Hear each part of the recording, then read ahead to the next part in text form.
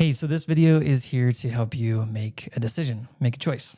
And if you're anything like me, you like to counsel with God and see what he has to say about where to go with your life and what to do. Now, the problem, and this is what I see with so many of my friends and the clients that I meet with every single day that are just trying to connect with God, hear from him, and have that support in terms of the direction you go and what you do with your life, is that we tend to simply use God in a transactional way. And we mostly are asking the question of, what do you want me to do? Which is a great question to ask. I love it. And the problem, though, is that it does usually disconnect us from the relationship that God is looking for and is seeking for and is pursuing you in a way that's so beautiful and loving. And so I want to share with you just some insights about maybe what might be blocking you from simply being free to make a decision and move forward with speed and with assurance. And then walk you through an exercise that you can do at any time, something simple and short that you can do that will help you to discern where to go or what to do in your life. And this could be for big decisions like, should I make this big purchase or move to this place, get this new career, or even the small daily decisions of, what should I do in the next hour? What do I do right now? So I'll just start by saying that one of the best ways to approach any decision is to recognize that God is for your good, and that any fear or any hesitancy in you making a decision is because you think that there is a right or wrong decision. It's because you think and have a perception that if I make one choice over another, that there could be negative consequences. And there very well could be negative consequences. There very well could be pain and suffering in one direction versus another. The thing we have to remember, though, is that God's not going to abandon us in one decision versus another. It's kind of like the parable of the prodigal son. Prodigal son says, "Hey, Dad, I want your inheritance so I can do what I want." Now, most likely the father in this story knows that his son is not going to make good choices with this inheritance, and yet he gives him his portion of the inheritance. He allows him to go in that direction, to make mistakes and to learn. And so God many times may not have an opinion because he's going to be with you no matter what. He's going to be there whenever you need to come back home. And he's going to love you. He's going to restore you to the truth of who you really are. He's going to run to you and give you a hug because he loves you. And he's going to set you up in a way that will lead you to the greatest version of yourself.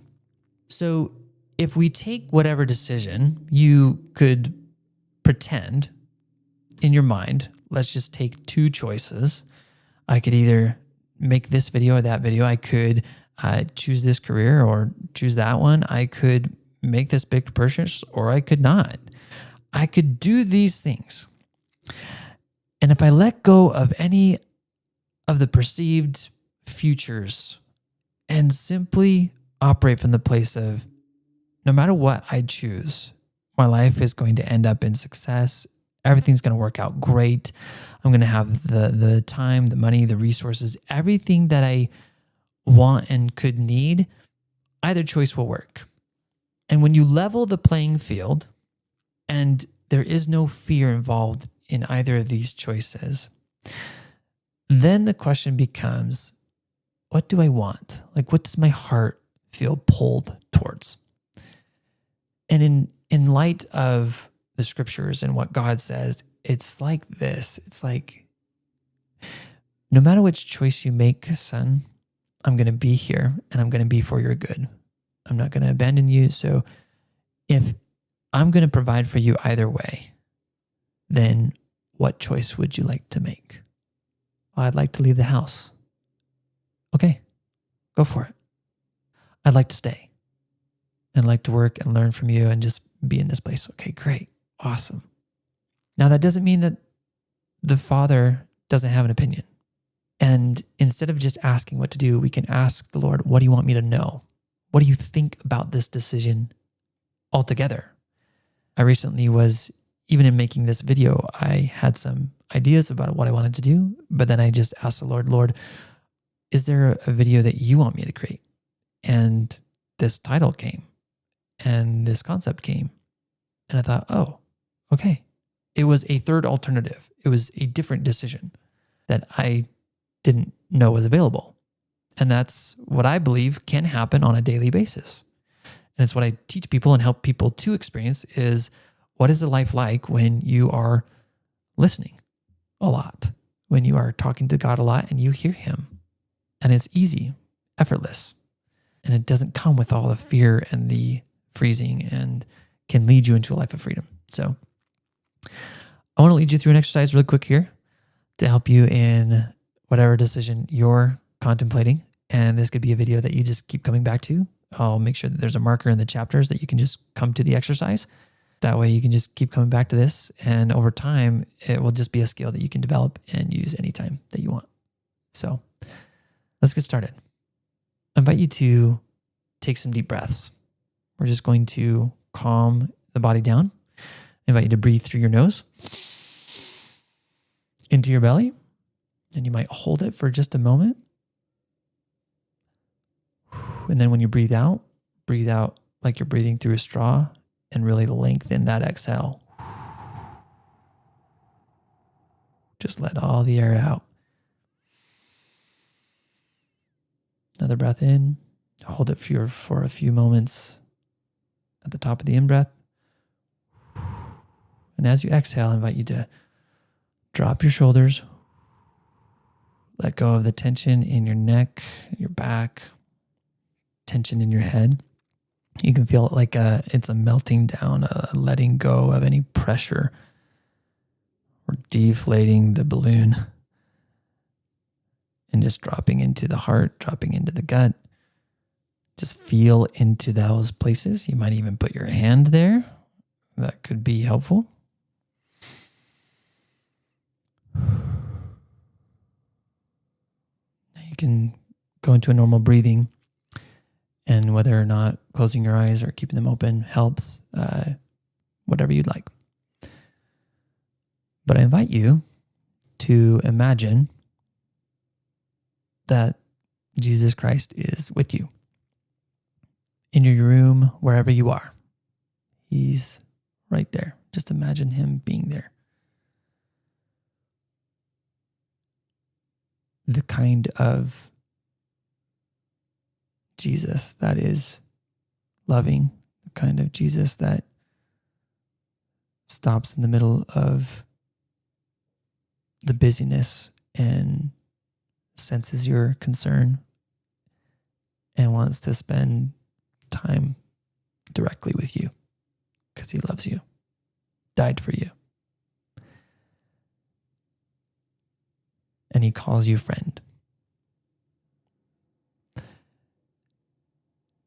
And as you imagine Jesus, I invite you to imagine that he comes close to you enough to wrap his arm around you, give you a hug, some form of touch. Just allow a gentle and loving touch.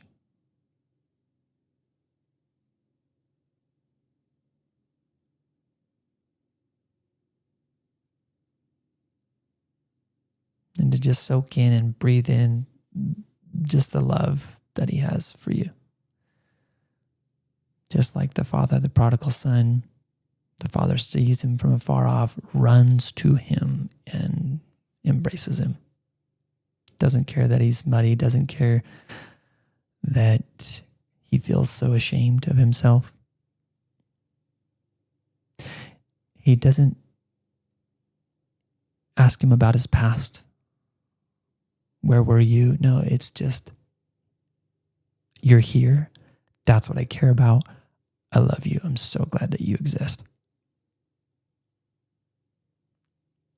When Jesus says, I will never leave you nor forsake you, he means it. He's with you all the time.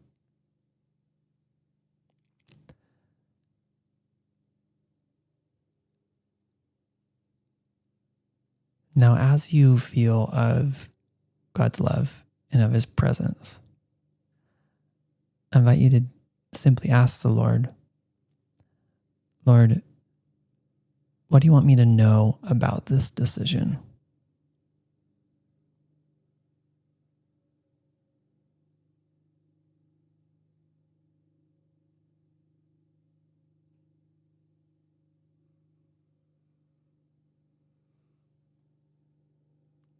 And if any fears come up as you're thinking about this and worried about making the right or wrong one, I invite you to tell the Lord about those fears. Just tell him, I'm afraid of, and let him know. Allow him to address those fears. You can say, Lord, what do you want me to know about this fear that I have?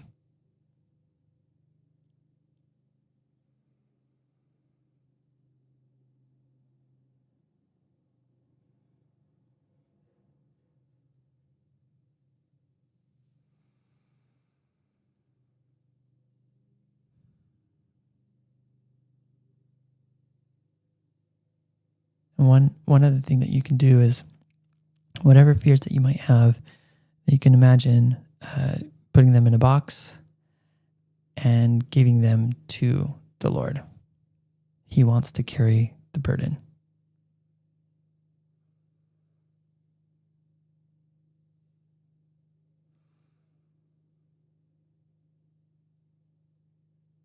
You can just say, Lord, I give you every fear that I have concerning this.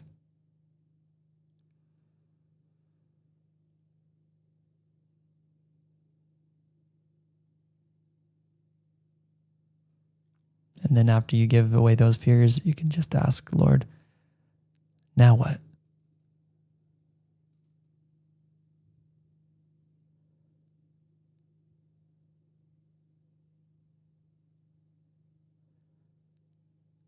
And whatever comes up first, just go and do it. Trust in it.